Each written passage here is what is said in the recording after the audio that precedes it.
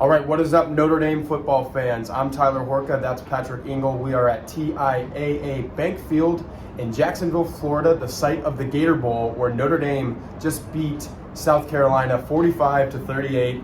I'm just going to get this out of the way real quick. You're used to seeing me with much more hair. There is a little bit of hair on there. All I'm going to say about that is don't lose your fantasy football league. You might end up looking like me. Patrick's got good hair. The last thing he wants to do is join my fantasy football league. Anyway, let's talk about football that actually matters, and that's Notre Dame football. They finished the year 9-4 with this 45-38 victory. I predicted a wacky game. I thought some crazy things were going to happen just because of all the opt-outs. Both of these teams look so much different. Tyler Buchner was playing football for the first time since September 10th. He did some good things. He did some bad things. He admitted to both of those true points right there in his post-game press conference. But for you, Patrick, let's start with Buckner, because I think that is probably the biggest story from an on-field perspective coming out of this game.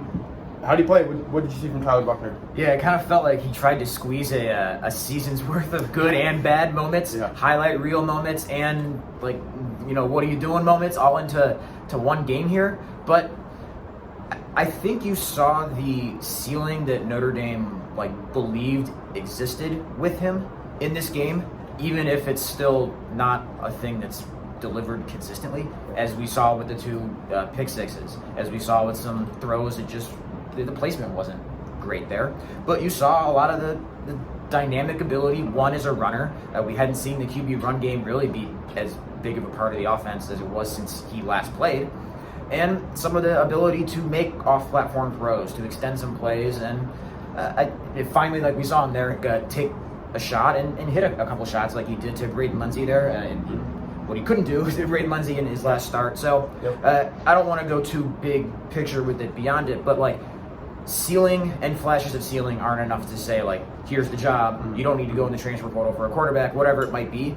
But that was what Notre Dame pushed in on when it went with him and him as a starter, went with the QB room it had last year by not taking a transfer. And I think you saw that, and now what you can kind of spin that into the offseason is how much more reliable can those flashes of his ceiling be, and are they going to be more than just flashes? That's kind of what I think one of the biggest things we'll be looking at over the next 9 months here, even if there is a grad transfer quarterback addition like we expect there to be. Yeah, to one of your points there, a 6-touchdown, no turnover game, maybe he goes for 400 total yards. Even that wasn't going to be enough to say, Tyler Buckner, you are our starting quarterback next year, here you go.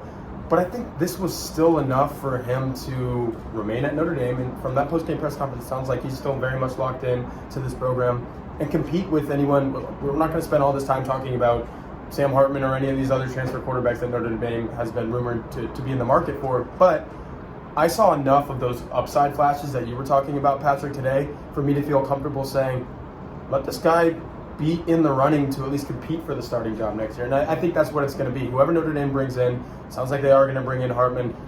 That's pretty good competition, because that throw to Lindsey that you mentioned, that's what was missing, and that was a perfect throw. I thought he made some throws to Jaden Thomas today that were, those outside perimeter throws. He's on the run, like you said, he's roaming, and he has to make that perimeter throw, and he gets the ball out there. There were multiple times where I was sitting here in the press box, and he's under duress. The offensive line, we'll get to that in a minute, was good, paved the way for the running backs, but some of the pass protections, it was a little leaky. They were getting to Tyler Buckner, and Tyler Buckner was on the move, getting hit, still gets the ball out to Jaden Thomas. So it was pretty impressive.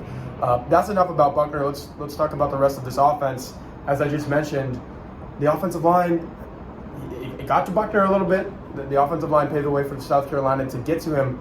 But what I thought was when the game was on the line and this thing was going back and forth like it was in the second half, Notre Dame started to bully South Carolina a little bit, and that was up front, obviously. Audric Estime was very physically involved, so was Logan Diggs, but from the offensive line standpoint, I think they took the game over there in the third and fourth quarter. Yeah, I think that's really what it came down to, and the thing that, as far as why Notre Dame was able to tie it, take the lead, and go down there and had that drive that ended with Mitch Evans' touchdown catch there, a play fake on 3rd and long that a defense is going to respect, even though you don't really think it would, because of how they got down there running the ball, right? So I think that was kind of always going to be one of the. It was hard to see Notre Dame winning this if it couldn't run the ball well.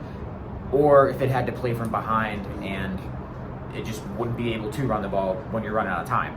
And it looked like it might get there for a minute at first, just because you're playing from behind and you're thinking, oh, are they going to get run out of here when you're down 21-7 in the first quarter? Mm-hmm. But the ability to stay within range and claw back from that to where the run game is still a weapon for you and a viable way to move the ball in the fourth quarter made a big difference there. And yes, this was a matchup that we had talked about of Notre Dame should be able to run it, even though it hasn't batted 1,000 on running against defenses that have been leaky against the run. But you definitely saw that here as that kind of just continued to add up, and you hear coaches, and I know it's, announcer speak, I guess, like body shots. I think you kind of started to see that pile up on South Carolina's defense and see Notre Dame's offensive line, like, knowing that was the case. And even Logan Diggs and Tyler Buckner talked about that. It's like they can see that look of, like, knowing they're just kind of on the cusp of being able to put this to bed in a physical way like they want to be able to do. And look, I think maybe the most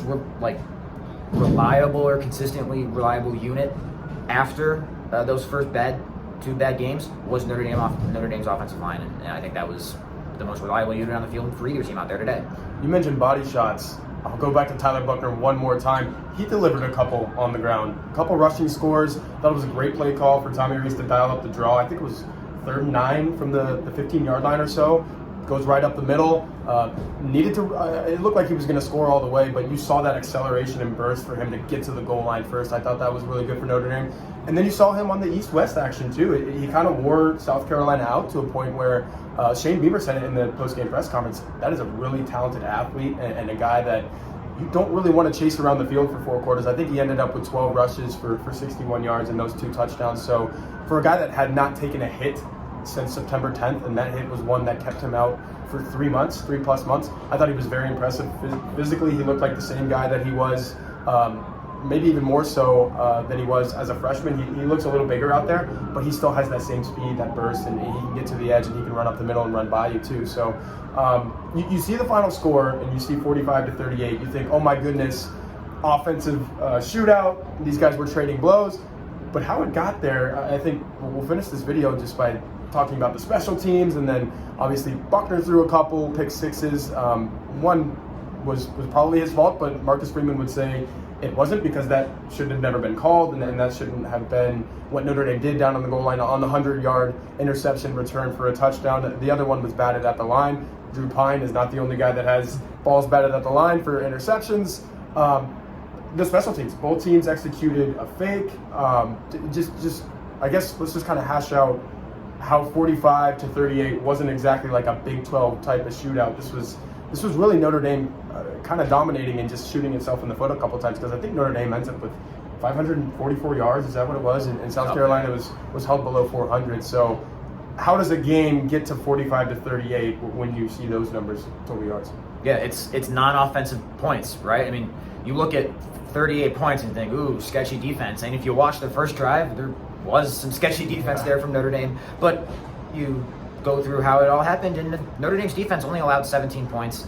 And we heard Tariq Bracy talk about it, and I think you and I just said this to each other during the game. Like, South Carolina's tempo and wanting to go quickly, and I think kind of had them on their heels a little bit. And there were a couple plays there where it looked like they were confused or just hurried pre-snap. Even on the fumble that Bracy had, it looked like there was some kind of blown assignment or something there. Mm-hmm. So I think that was part of what South Carolina wanted to do there. But Notre Dame was able to weather that. And even in that method of trying to go fast and everything, it was a lot of stuff that was pretty short throws along the line of scrimmage. Obviously, the 42-yard touchdown that was almost reviewed but not overturned, notwithstanding.